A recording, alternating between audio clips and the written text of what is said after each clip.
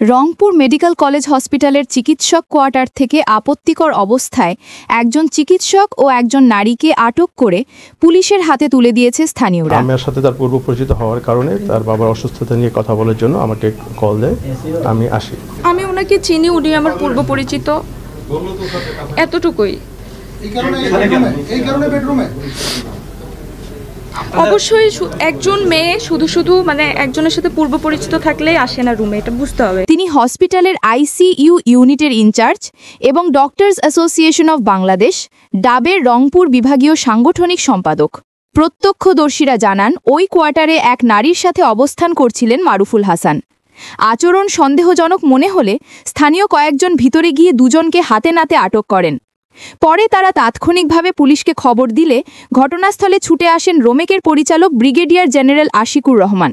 তিনি বিস্তারিত তথ্য নিয়ে দুজনকে পুলিশের কাছে সোপর্দ করেন। যেহেতু একটা ঘটনা ঘটেছে, আমরা আইনানুগ ব্যবস্থা নিতে যাচ্ছি।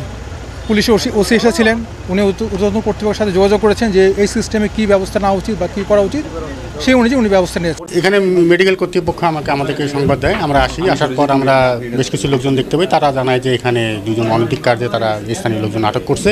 সেই ভিত্তিতেই তারা আমাদেরকে হ্যান্ড ওভার করেছেন। আমরা সেই অপরাধে আমরা তাকে আইনগত ব্যবস্থা। জেনারেল আশিকুর রহমান বলেন, যেহেতু একটা ঘটনা ঘটেছে, আমরা আইন অনুযায়ী ব্যবস্থা নেওয়ার জন্য তাদের পুলিশে দিয়েছি। পরবর্তী পদক্ষেপ পুলিশই নিবে। আটক চিকিৎসক বর্তমানে থানায় রয়েছেন। ঘটনার তদন্ত শুরু করেছে পুলিশ।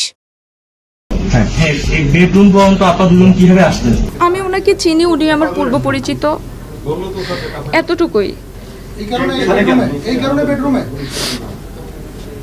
অবশ্যই একজন মেয়ে শুধু একজনের সাথে পূর্ব পরিচিত থাকলেই আসে না রুমে, এটা